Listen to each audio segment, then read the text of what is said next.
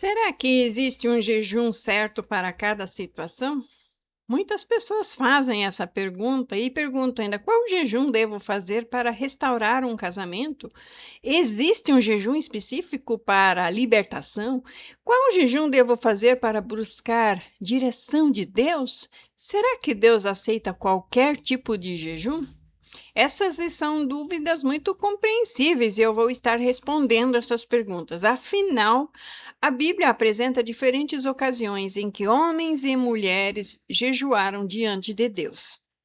Mas aqui existe uma verdade que eu preciso te dizer. A Bíblia não ensina uma fórmula dizendo que existe um tipo específico de jejum para cada necessidade. Ela mostra, sim, pessoas que jejuaram em diferentes circunstâncias, buscando a Deus com humildade, principalmente com arrependimento, não só pelos teus pecados, mas pelos pecados dos teus, e dependência de Deus e fé em Deus. O jejum é confiar que Deus faz e não eu. O propósito desse estudo é compreender os principais jejuns encontrados em toda a Escritura e aprender quando eles foram praticados, sempre lembrando que o poder não está no tipo de jejum, mas em Deus que aceita o jejum, que responde segundo a sua vontade.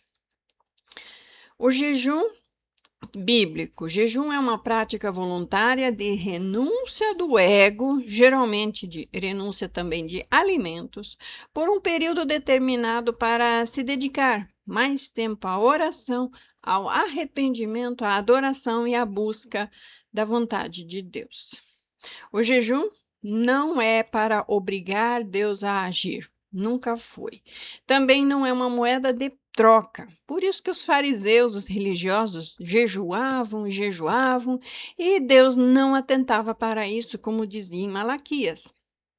Mas o jejum aproxima nosso coração de Deus. O jejum nos fortalece a depender somente de Deus e nos ajuda a colocar a vontade divina acima dos nossos desejos carnais.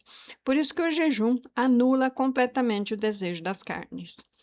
E Jesus nos ensinou em Mateus 6, 16 a 18, ele falou sobre o jejum. Quando jejuardes, não vos mostreis contristados como os hipócritas. Hipócritas, ele estava dizendo os falsos, aqueles que fingem amor. Tu, porém, quando jejuardes, unge a cabeça, lava o rosto, para não parecer aos homens que jejuas, e sim a teu Pai, em secreto, e teu Pai que vem em secreto te recompensará. Aqui ele já chama Deus de Pai, e é Deus que vai ver o jejum, e é Deus que vai aceitar o jejum, e é Deus que vai corresponder ao seu jejum. Observe bem que Jesus disse: quando jejuardes, e não se jejuardes, mostrando que o jejum faz parte da vida espiritual dos seus discípulos. E antes de escolher o tipo de jejum, já tenha suas metas estabelecidas. Qual jejum eu posso fazer? Então, vamos aqui responder algumas perguntinhas básicas para escolher o jejum. Estou buscando a vontade de Deus para a minha vida? Segunda pergunta: estou disposto a obedecer o que Ele me mandar através de sua palavra? Terceira pergunta: meu coração está realmente arrependido de viver contra a palavra de Deus? Quarta pergunta: eu tenho perdoado de todo o coração quem me feriu, quem me persegue? E em último, eu estou vivendo realmente em santidade? Ou essa é uma moeda de troca, se ele não fizer depois desse jejum, eu já tenho um plano B. Isso não é santidade. Santidade não é ter plano B. O profeta Isaías também mostra que Deus rejeita esses tipos de jejum, feito apenas como ritual para negociar com Deus. Isaías 58, 6 e 7 diz: porventura não é este o jejum que eu escolhi. Então ele vai falar aqui qual que é o jejum que ele escolheu. Que soltes as ligaduras da impiedade. É soltar quem está preso, né? O mundo amarra, faz amarrações, faz feitiços. Ele está dizendo que solte o jugo, solte o juízo, desfaças as ataduras da servidão, deixes livres os oprimidos e despedaces todo o jugo. Pare de julgar, pare de condenar, pare de querer o mal para os outros. Porventura não é também que repartas o teu pão com os famintos? Que recolhas em casa os pobres e desabrigados? E vendo-os nu, os cubra e não te escondas dos teus semelhantes? Ou seja, o jejum, enquanto você está em período de jejum, qualquer um desses pode ser um ministro da sua vida para a sua bênção. Cobrir o nu, dar casa para um desamparado, recolher em casa, repartir o teu pão, tudo isso pode abrir portas e janelas de bênção e de restauração para as áreas que você precisa. Deus se manifesta nas coisas impossíveis e improváveis. O verdadeiro jejum vai transformar o seu coração. Vamos falar aqui de um jejum. Primeiro, jejum para buscar a direção de Deus. Existem momentos em que precisamos tomar decisões muito importantes. E aí, é bom fazer um jejum. Foi exatamente isso que aconteceu com a igreja primitiva. Em Atos 13, 2 e 3, e servindo eles ao Senhor e jejuando, disse o Espírito Santo: separai-me Barnabé e Saulo para a obra que os tenho chamado.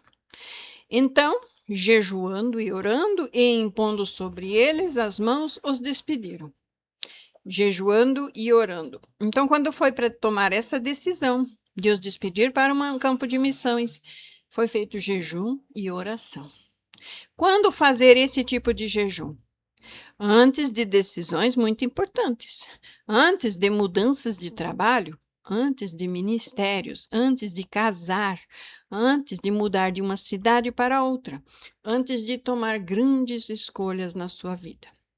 Porque o objetivo desse jejum não é convencer a Deus, mas o objetivo desse jejum é ter a direção de Deus para fazer certo.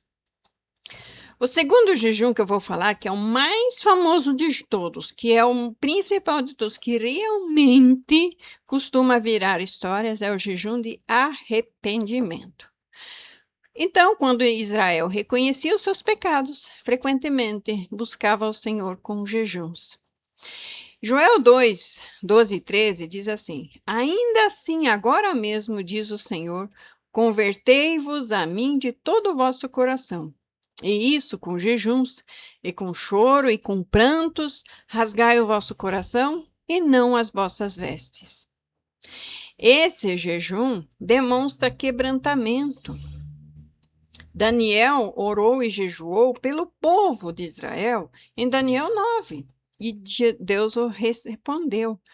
Ele confessou os pecados do povo da nação, e Daniel era um dos homens mais santos e puros de toda a Bíblia, mas ele se reconheceu e se identificou com o seu povo e sabia que tudo que ele estava vivendo era a consequência dos pecados do seu povo, então ele confessou todos os pecados do seu povo como sendo nossos, meus.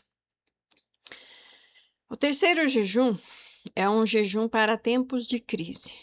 Quando o povo enfrentou um perigo extremo, eles recorriam ao Senhor. Por exemplo, em Ester 4,16. Vai, ajunta a todos os judeus, e jejuai por mim, e não comais nem bebais por 3 dias, nem de noite nem de dia, e eu e as minhas servas também assim jejuaremos. Esse foi um momento de dependência total de Deus, diante de uma ameaça de morte. Jejum para buscar a proteção de Deus.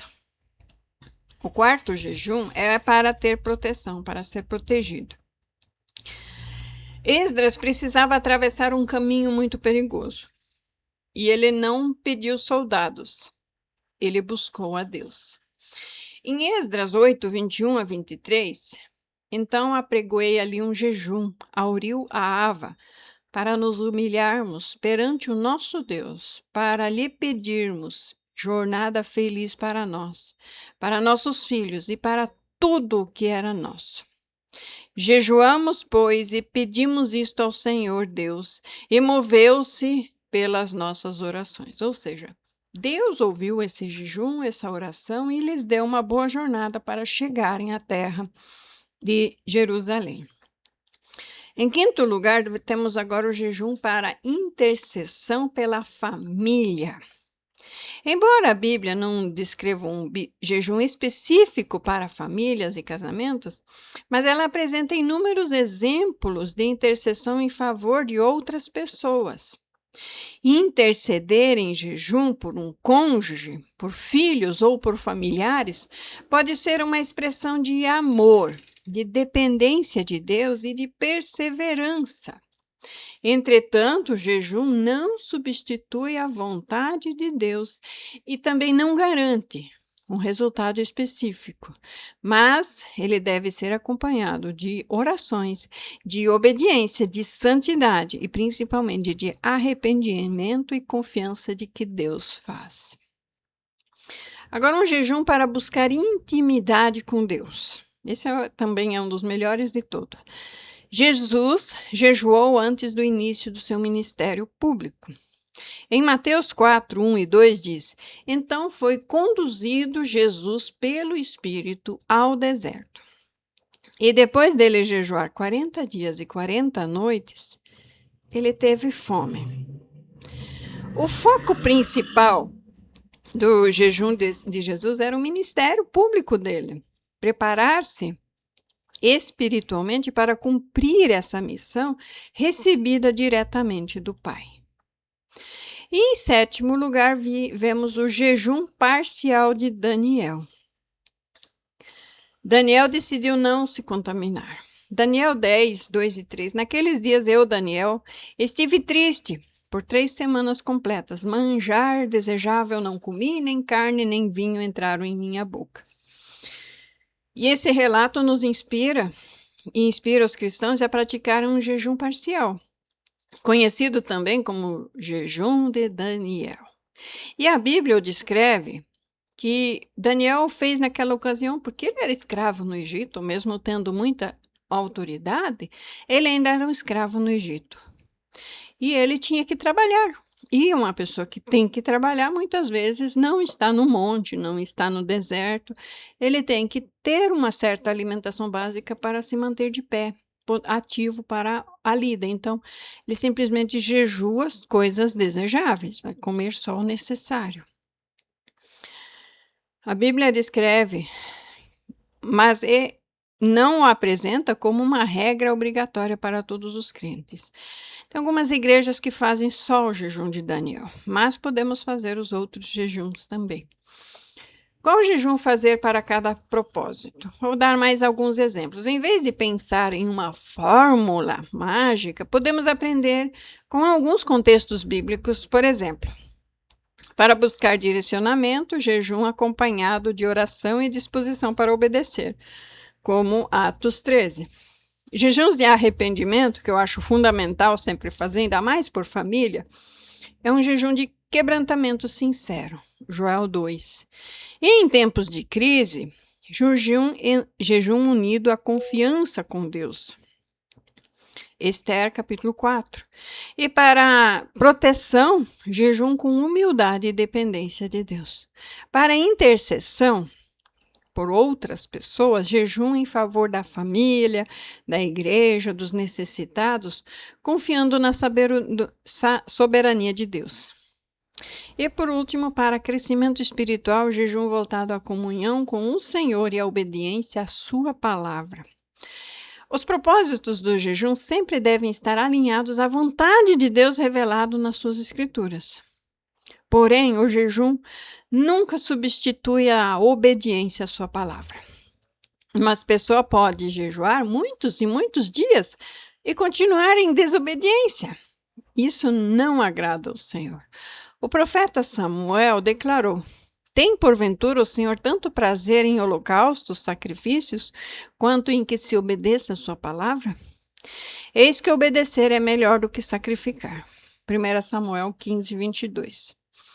Porém, o jejum fortalece, sim, uma vida de obediência, mas não a substitui. O jejum pode te ensinar a obedecer mais, porque se torna um hábito. O melhor jejum não é necessariamente o jejum mais longo, o mais difícil ou o mais conhecido. Mas o melhor jejum é aquele que nasce de um coração humilde, sincero, disposto a obedecer, a buscar a Deus acima de qualquer coisa. Não existe um modelo bíblico que garanta os resultados específicos para cada necessidade. Mas as Escrituras mostram, sim, diferentes ocasiões em que o povo jejuou a Deus de formas diferentes, mas sempre reconhecendo a soberania de Deus e a obediência à sua vontade e o arrependimento. E se você quer jejuar por restauração, por direção, por libertação, por cura emocional ou até crescimento espiritual, faça isso sim, com orações, com arrependimento, com fé e também com submissão à vontade do Senhor.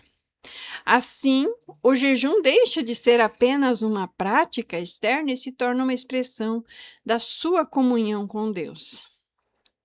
E se este vídeo te fortaleceu a sua compreensão sobre jejum na Bíblia, inscreva-se no meu canal. Compartilha esse vídeo com alguém que quer aprender a jejuar de acordo com as Escrituras. E nos próximos estudos, vamos aprofundar temas como o jejum de Daniel, o jejum de Esther e eros que tornam jejuns infrutíferos. E como unir oração e jejum de maneira bíblica, sempre fundamentados cada ensino na palavra de Deus. Então, esse canal é para quem busca verdadeira santificação e crescimento em Deus. Que Deus abençoe a todos, em nome de Jesus. Amém.